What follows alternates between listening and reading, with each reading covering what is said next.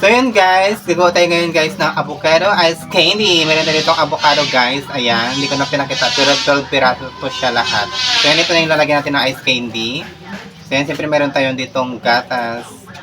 Ayan, condense. Ito yung lalagay natin. Siyempre, bago ang paggawa ng ice candy guys, i-blender muna natin para durog na durog siya. Diba?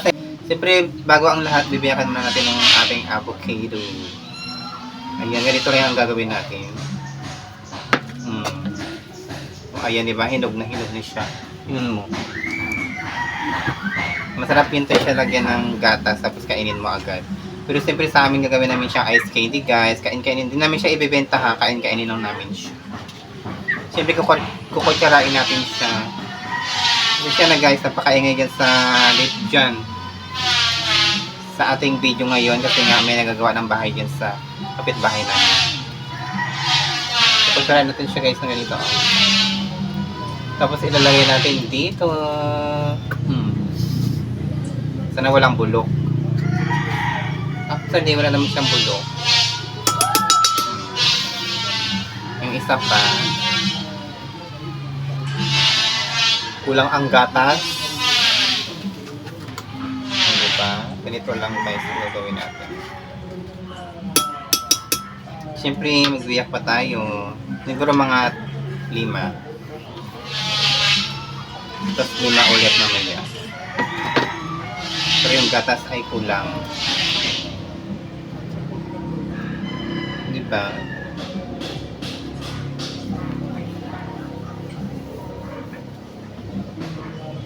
So ayan, paulit-ulit na natin siyang gagawin guys. Ay wala din siyang bulok siguro. Bahala na kung bulok guys, sabi kakainin din namin siya. Saka nadudurog na yan. Saka hindi lang naman ako kakain guys, marami kami dito sa bahay. O damay-damay na to.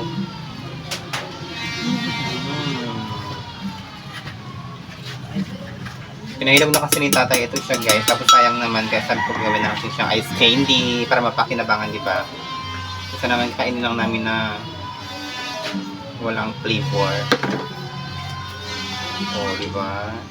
Tatlo siguro marami na to siya. Siguro mga 5 na lang ganyan. Yan si tatay o sa likod. Nakaraan nagawa rin kami ng ice candy. Yun guys, oh. Ay! Muntik pa siya mahulog guys.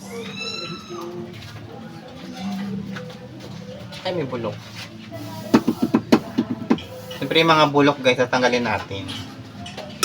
Kung makita ko, pero pag hindi ko makita, sorry na lang, makakain natin siya.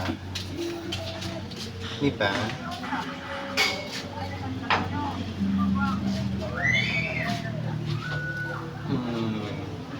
Ganun lang kadali.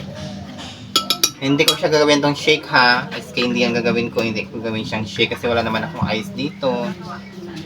Kasi gusto ko ganitong paraan para durog na durog siya. Kasi naman durog-durugin mo lang. Kapagod yun ha. So, may blender ka na kaya blender mo na lang para perfect. Ayan. Okay.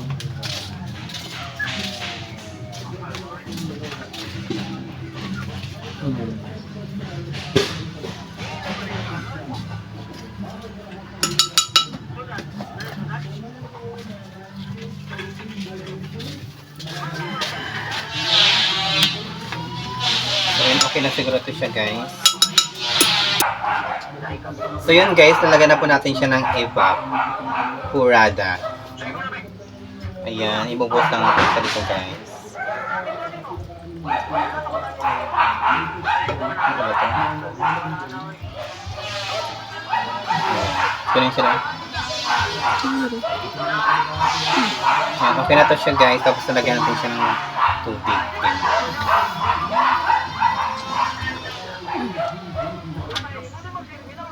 Yan, okay na siguro yan. Bahala na. Bahala na guys, patsamba na to. Nakaraan nag-shake din kami. Ayan, number 1 ng ating baby.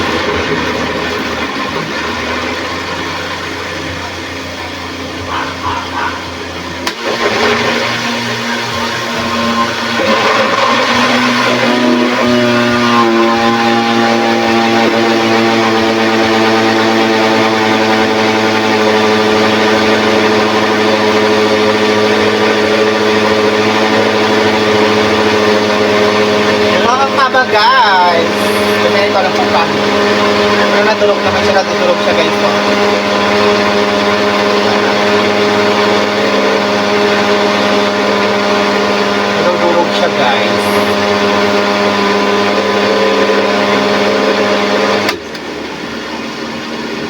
Hindi siya makaalis pa number 2. Pag number 2 parang nabili siya na durog. Pag number 1. Ano ba ito siya? Okay na ba yan? Then guys, okay na siya. Papatay na natin. Kung syempre,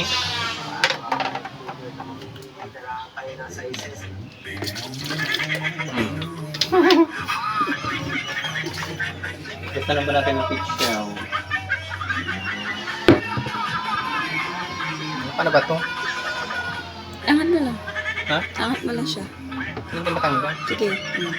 So yan guys, okay na to siya. Ilalagay natin sa pitch show guys. Para titimplahan natin ng condense mamaya. So, di ba nadurog siya? Perfect. Yan, gusto ko ganito. Kasi nga ayaw ko na magdurog-durog pa ng pagpagod ko. Kemilan. Joke lang yun guys. Gusto ko kasi madali.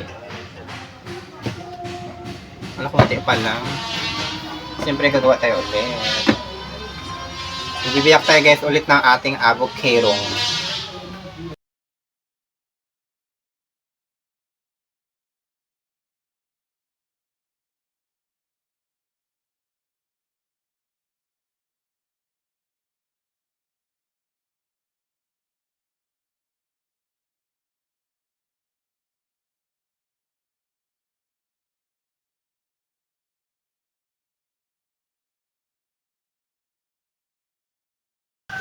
So yun guys, ito na po yung huling salang natin guys. Ayan, lagyan pa natin siya ng gatas.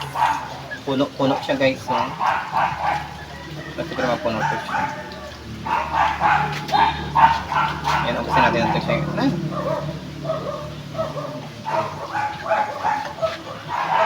Ayan, tapos itatakpan na natin siya.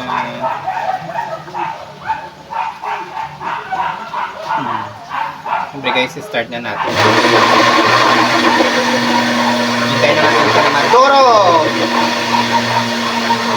Ba't ko siya pinuno? Nabuang na talaga. Hindi na makakabuang gata.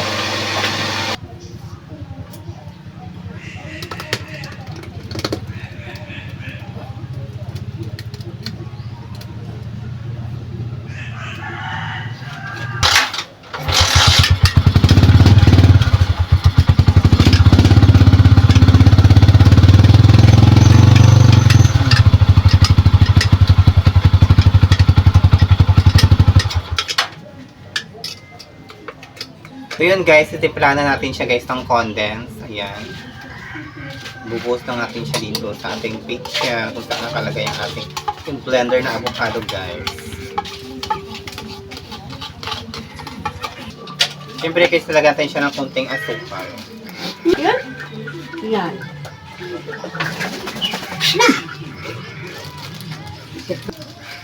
Again, hindi namin siya pambinta, pangkain lang namin siya. Kaya okay, ano dyan kung anong ingredients ang hinahalo ko dito sa ating ice candy avocados. Haluin natin siya. Lagyan pa natin siya ng tubig. Mamaya, kaya mo ko yung na. Mayroon pa ko ng ubog sa panobi sa kamutyo. Tapos kaya talaga natin siya ng tubig. Hindi doon, ano dito kasi para yung kalawang kapuha ko ng kalawang.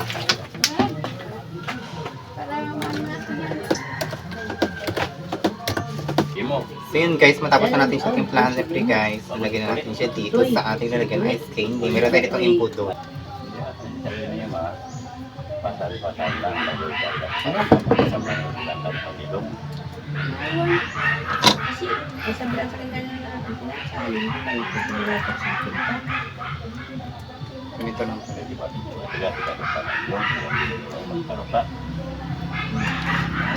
Balikan pa rin. Lockdown time natin yung bato, taro. Wait. Basta ako matulas. Ganito lang.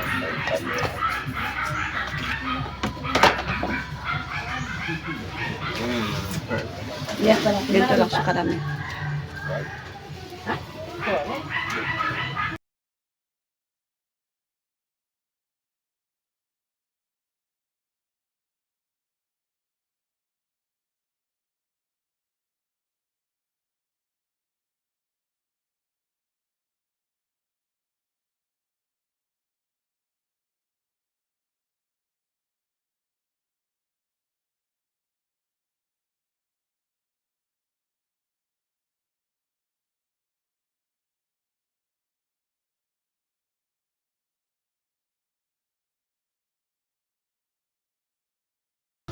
Parang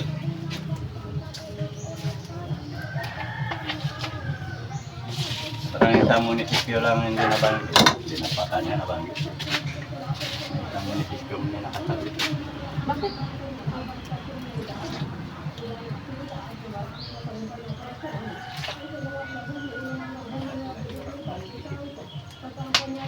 Sige, pull out yung anong panawan niya kasi panta.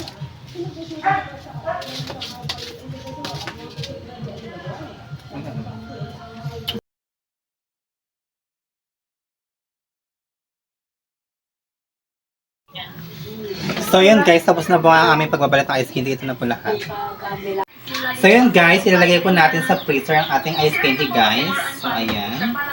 Ito na siya guys, bibilangin natin siya mamaya. Kasi siya po, pag hindi po siya marunong mag-design, usually pag sa family, pag gusto ni mama to okay na po. So yun, nalagyan na po natin siya. Yun po yung lagi po inaanto niya. Sana po this time, makapag-design pa yung sarili niya po. Opo. Sobra sila.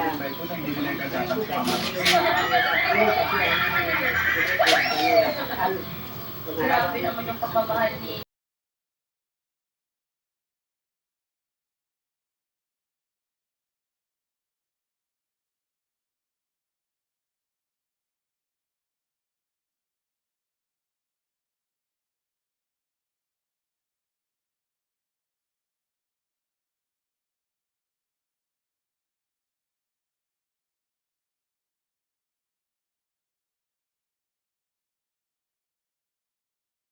Guys, tapos na. Ito guys siya. mga dapat nga, pamilya, i-write na kayo po. So yun guys, sinaksak na natin siya. Ayan na, nakasaksak natin ang ating ref. Hintayin natin siya na mag-take. Ayan guys, baba yun lang. 12 ka pirasong ano?